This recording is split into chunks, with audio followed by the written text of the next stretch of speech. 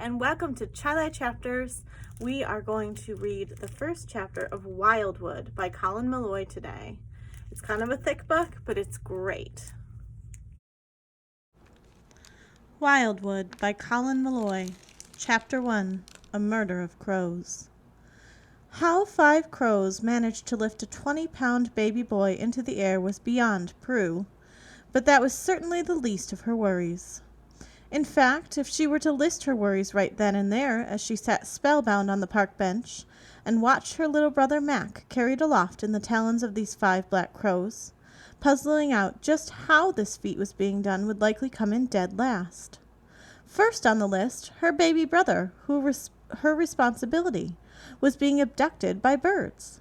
A close second, what did they plan on doing with him? And it had been such a nice day. True, it had been a little gray when Prue woke up that morning, but what September day in Portland wasn't? She had drawn up the blinds in her bedroom and had paused for a moment, taking in the sight of the tree branches outside her window, framed as they were by a sky of dusty white gray. It was Saturday, and the smell of coffee and breakfast was drifting up from downstairs.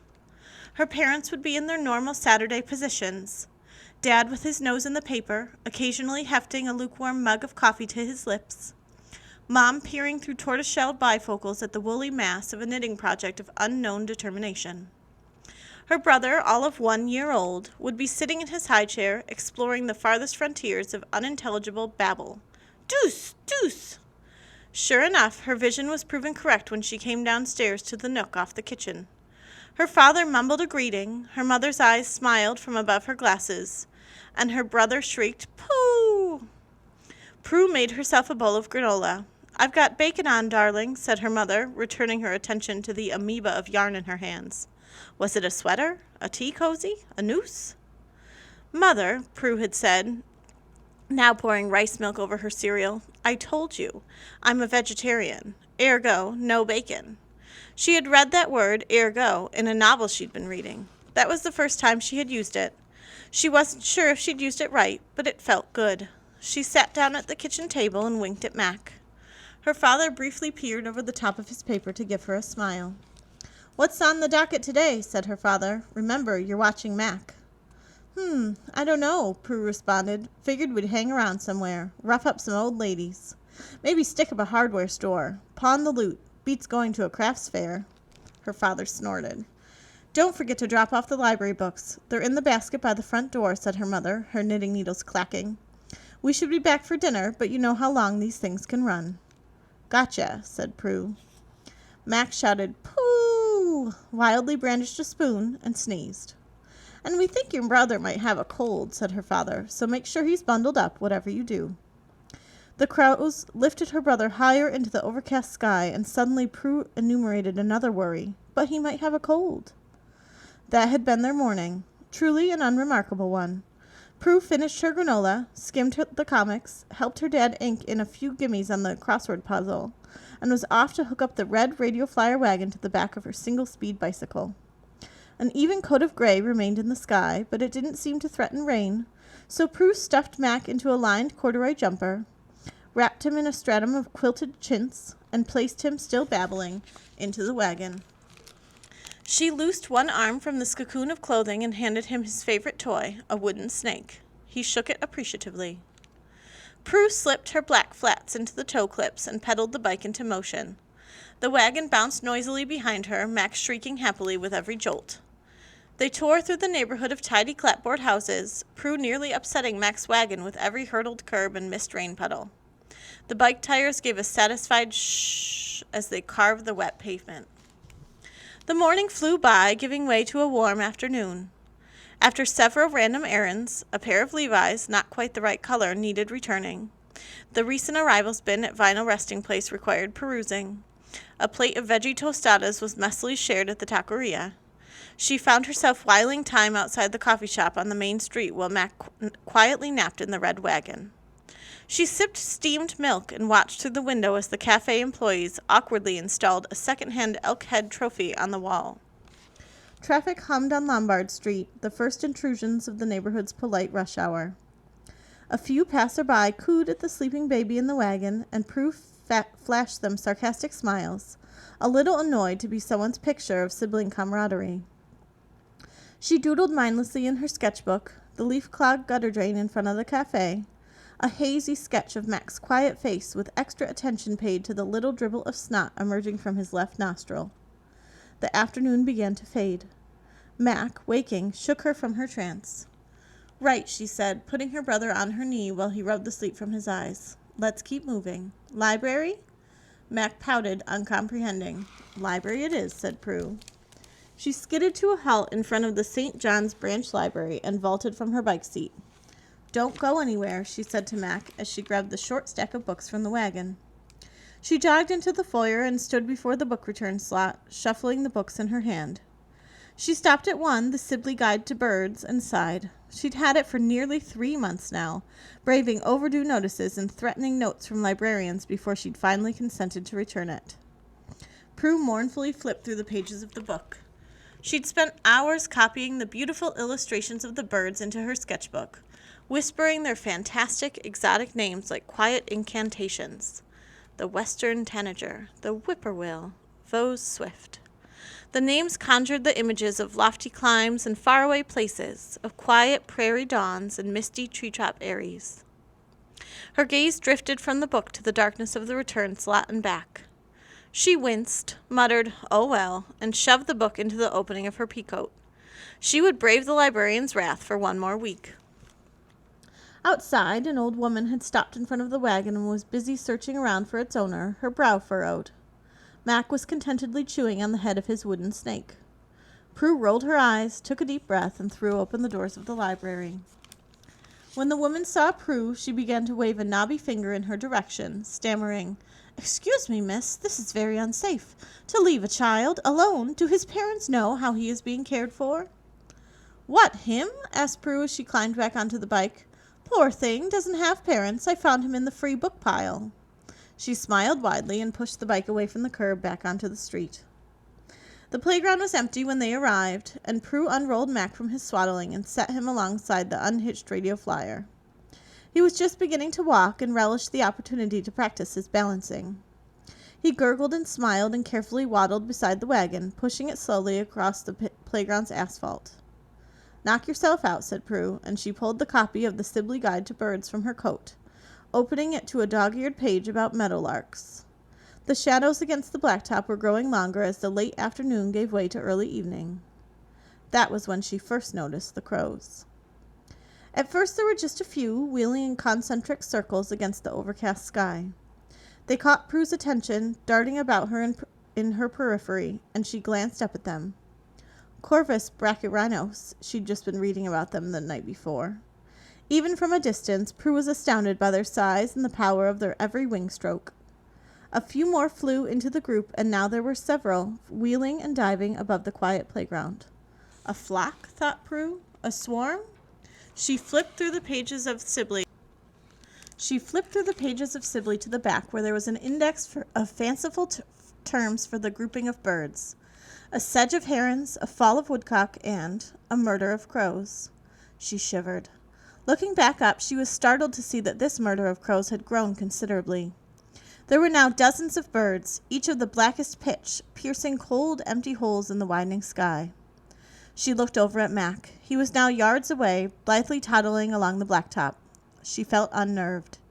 "Hey, Mac," she called. "Where you going?"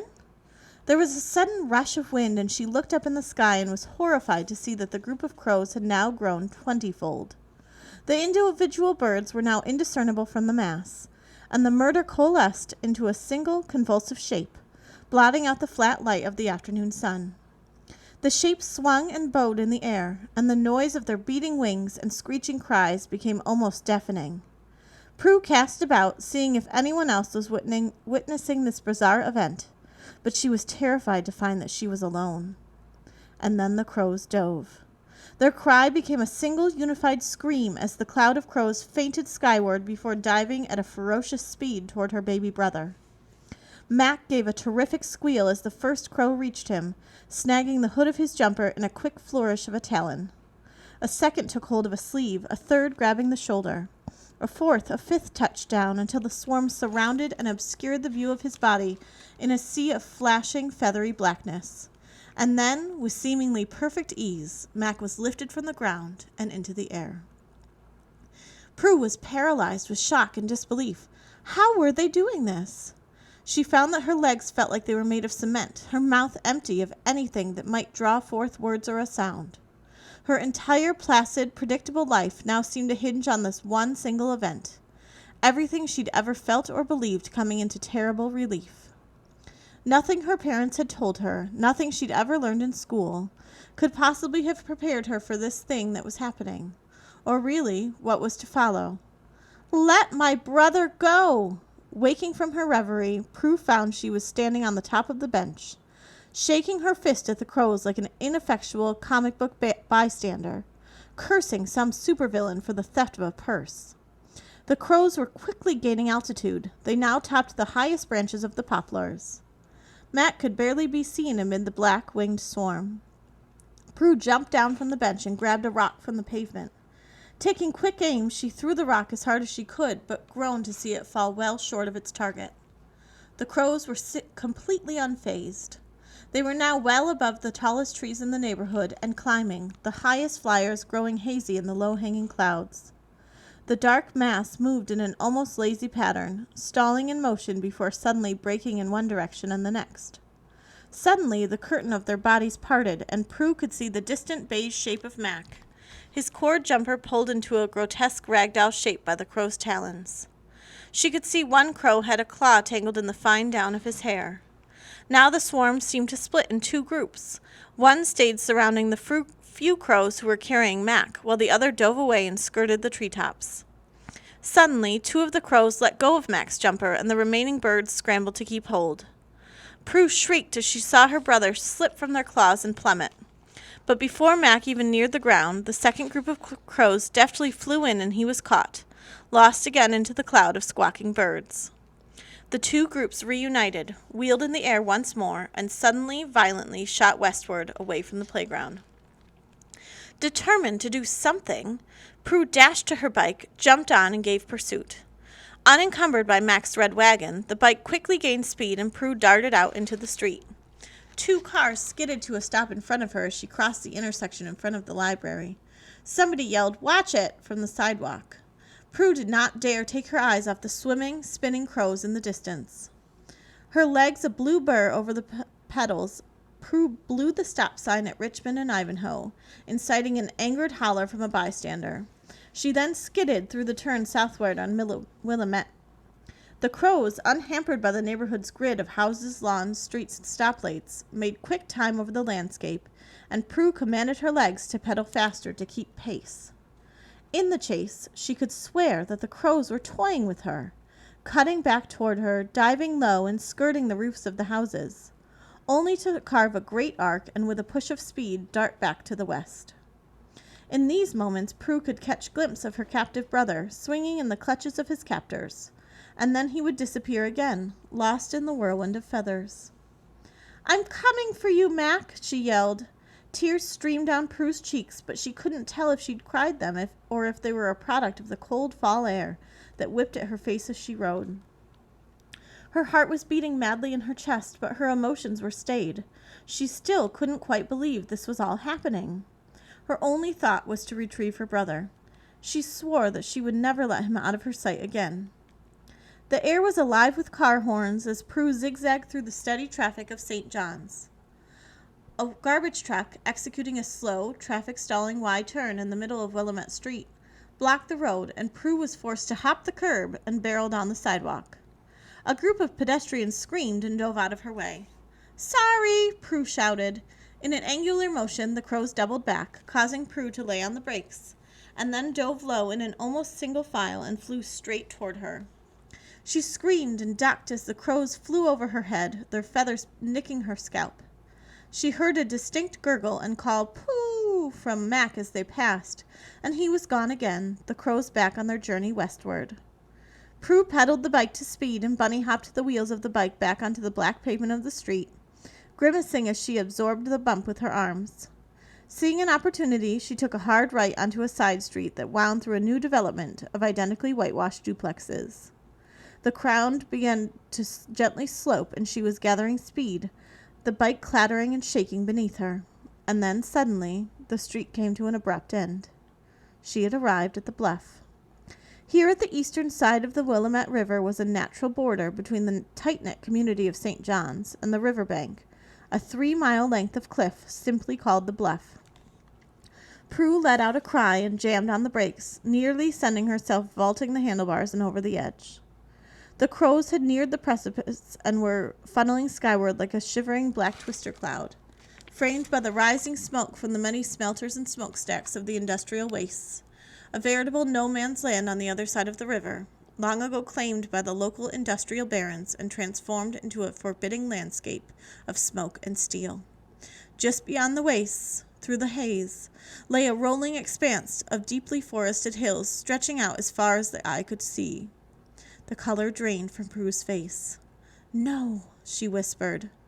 In the flash of an instant, without a sound, the funnel of crows crested the far side of the river and disappeared into a long, thin column into the darkness of these woods. Her brother had been taken into the impassable wilderness. Thanks for watching this episode of Twilight Chapters. I hope you enjoyed hearing the first chapter of Wildwood by Colin Meloy. If you want to read more, you can come into the library and check it out, or check it out as an ebook. Have a good day.